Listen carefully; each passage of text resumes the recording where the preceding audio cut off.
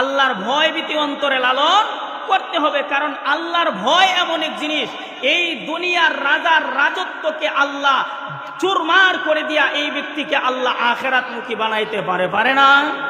ওই যে দেখেন না, বলকের বাদশাহ ইব্রাহিম ইবনে আদহাম রহমাতুল্লাহ আলাইহির ছাদের উপরে টক টক আওয়াজ, সুবহানাল্লাহ বলেন। মুসলমান ভাইরারে আমার, কথাগুলা দিলের কান লাগায় বুঝবেন। বলকের বাদশাহ ইব্রাহিম ইবনে আদহাম রহমাতুল্লাহ আলাইহি গভীর রজনীতে উনি ওনার রাজপ্রাসাদের মধ্যে ঘুমন্ত অবস্থায়, কোন অবস্থায়? ঘুমন্ত অবস্থায় এমন সময় কে জানি ছাদের উপরে টক টক টক টক করে আওয়াজ দিতে শুরু করেছে। বাদশার ঘুম ভেঙে গেছে, বাদশার ঘুম ভেঙে গেছে।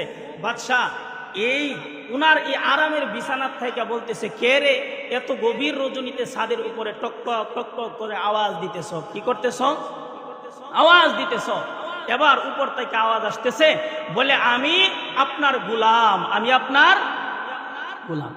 মুসলমান ভাইরারে আমার, আবার ইব্রাহিম ইবনে আদহাম রাহমাতুল্লাহি আলাইহি আবার গোলামকে লক্ষ্য করিয়া বলে, তুমি এই গভীর রজনীতে ছাদের উপরে কি করতেছ? বলে, তুমি এই গভীর রজনীতে ছাদের উপরে কি করো? গোলাম জবাব দেয়, বাদশাহ আমি এই গভীর রজনীতে ছাদের উপর আমার উট তালাশ করি। কি তালাশ করি? আপনাদের এই মদন এলাকায় যদি কারো গরু অথবা ছাগল হারিয়ে যায়, তাহলে কেউ গরু এবং ছাগল তালাশ করার জন্য কি ছাদের উপরে উঠেনি? কোথায়? জঙ্গলায়, বাড়ি বাড়ি হাওরে গরু এবং ছাগল তালাশ করে, ঠিক না বেটি? আপনাদের এলাকায় ছাদের উপর তালাশ করে মনে হয়? জুড়ে বলেন, ছাদের উপরে তালাশ করে। কিন্তু বাদশার খাদেম ছাদের উপরে উট তালাশ করে। কি তালাশ করে? উট তালাশ করে। বাদশাটা ডাক দিয়া বলে, এই বেকুফ নাদান, কিয়ামত পর্যন্ত যদি তুই ছাদের উপরে উট তালাশ করস, কিয়ামত পর্যন্ত ছাদের উপরে উট তালাশ করা সম্ভব, তথাপি উটের সন্ধান পাওয়া সম্ভব। আরো জোরে বলেন, সম্ভব। মুসলমান ভাইরারে আমার, এই কথা শোনার পরে গোলাম ছাদের উপর থেকে নাইমা বাদশার কাছে চলে আসছে। সুবহানাল্লাহ বলেন। শিক্ষা দেওয়ার জন্য আসছে। কেন?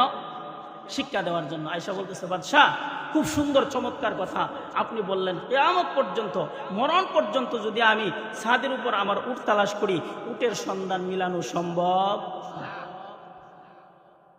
বলে, বাদশাহ আমার ঘটনা যদি এমনই হয়, আমি যদি মরণ পর্যন্ত ছাদের উপরে আমি উট তালাশ করি, আমার উটের সন্ধান যদি আমি না পাই, তাহলে এখান থেকে আমিও আপনাকে একটা শিক্ষা দিতে চাই। কি বুঝলেন? আমাদের চেয়ারম্যানের কাছে গিয়া যদি সাধারণ মানুষ কয়, বলে চেয়ারম্যান সাহেব আমিও আপনার একটা শিক্ষা দিতে চাই, এর ফিডের চামড়া থাকবো নি? মনে করুন আরো জোরে কোন থাকবো নি? কিন্তু বলকের বাদশাহ ইব্রাহিম ইবনে আদহামের কাছে গিয়া বলতেছে, বাদশাহ আপনার কথা যদি সত্য হয়, তাহলে এখান থেকে আমিও আপনাকে একটা শিক্ষা দিতে চাই, সবক দিতে চাই। কি করতে চাই? সবক দিতে চাই। এবার বাদশাহ ডাক দেয়া বলে, তুমি আমাকে কেমন শিক্ষা দিতে চাও? বলে, বাদশাহ আমি যদি মরণ পর্যন্ত ছাদের উপরে উট তালাশ করিয়া না পাই, কি করি? না পাই, আপনি এখান থেকে শিক্ষা গ্রহণ করুন। আপনি বাদশাহ, আপনি তো আল্লাহর সন্ধান লাভ করতে চান, আপনি তো আল্লাহর অনুগত্যশীল বান্দা হইতে চান, আপনি তো আল্লাহর মারিফত হাসিল করতে চান, কিন্তু আপনি এখান থেকে শিক্ষা গ্রহণ করেন।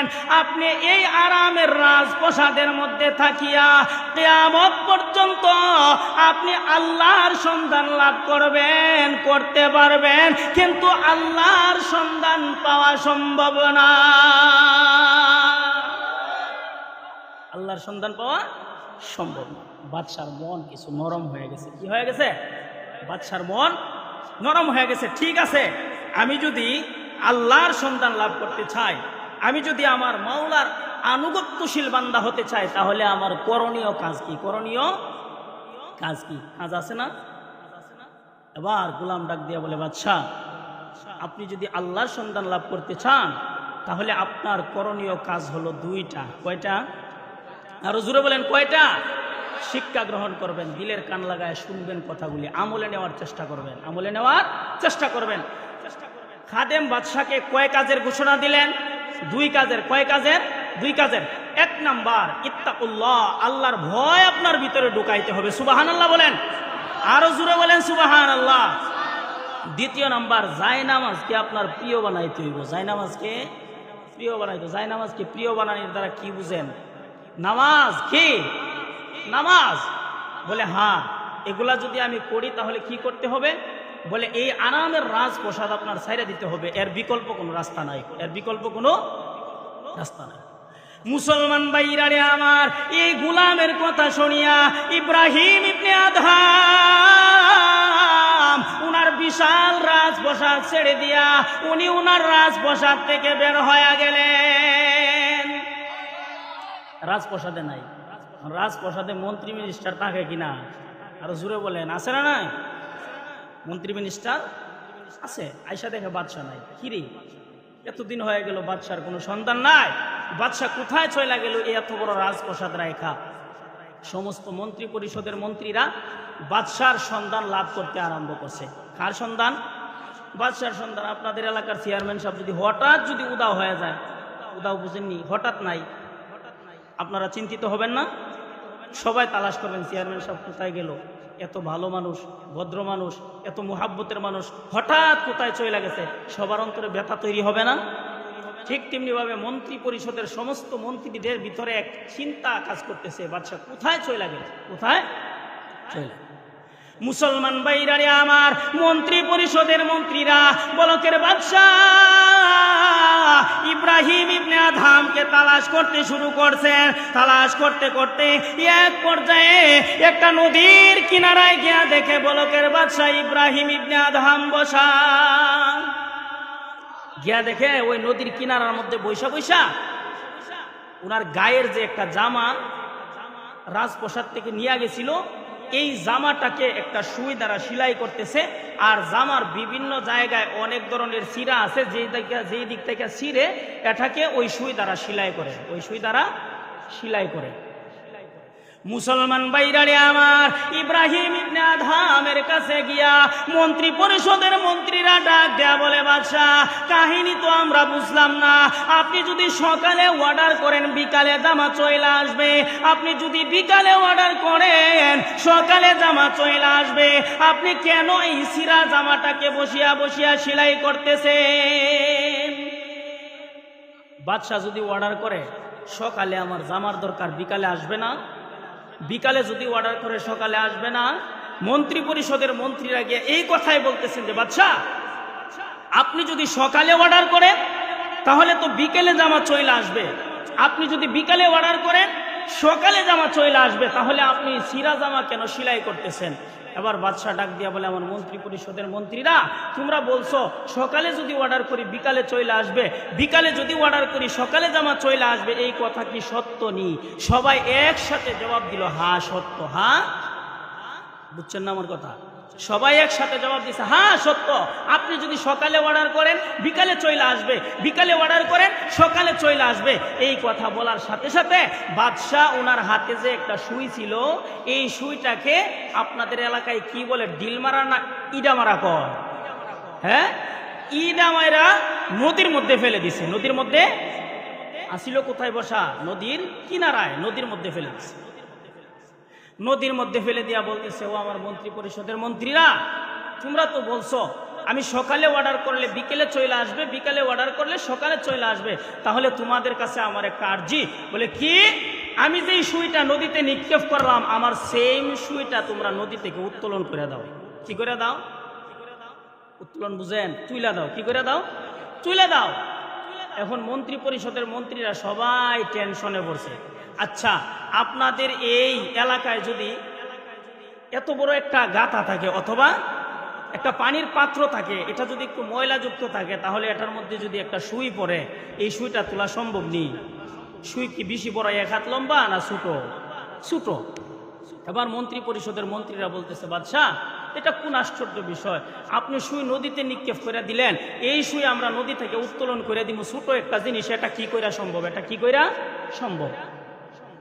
মুসলমান ভাইরারে আমার, ইব্রাহিম ইবনে আদহাম ডাক দেয়া বলেন, আমার মন্ত্রী পরিষদের মন্ত্রীরা, তোমরা না কিছুক্ষণ আগে বললে আমি যদি সকালে অর্ডার করি বিকালে জামা চলে আসবে, আমি যদি বিকেলে অর্ডার করি সকালে চলে আসবে, আমি যাই অর্ডার করব আমি অর্ডার করার সঙ্গে সঙ্গে চলে আসবে, বলছে কিনা? তাহলে তোমরা যদি বলে থাকো সকালে অর্ডার করলে বিকালে চলে আসবে, বিকালে অর্ডার করলে সকালে চলে আসবে, তাহলে আমি তো তোমাদেরকে অর্ডার করলাম, আমার সুই তোমরা উত্তোলন করিয়া দাও। সম্ভব নেই, সম্ভব না। বলে তোমরা তো বললা সুই উত্তোলন করতে পারতো না, তাহলে আগে কেন বলছো সকালে অর্ডার করলে বিকালে আসবে, বিকালে অর্ডার করলে সকালে আসবে? ওনাদের কথা আর বাদশার আদেশ এই দুইটার মধ্যে মিল আছে নি? মিল নাই। এবার বাদশা ডাক দিয়া বলে, ও আমার মন্ত্রী পরিষদের মন্ত্রীরা, তোমরা শুনো, আমি এত বড় রাজপ্রাসাদ আমি ছেড়ে দেওয়ার কারণে, এই রাজপ্রাসাদ আমি পরিত্যাগ করার কারণে জানুনি আমার আল্লাহ আমাকে কি দিয়েছেন? বলে কি দিয়েছেন? বলে এই জাহানকে আল্লাহ পাক রব্বুল আলামিন আমার অনুকূলে বানায় দিয়েছেন। সুবহানাল্লাহ বলেন, আরো জোরে বলেন সুবহানাল্লাহ। বলে কিভাবে অনুকূলে বানায় দিছে? বলে তোমরা দেখতে চাও? বলে হ্যাঁ আমরা দেখতে চাই।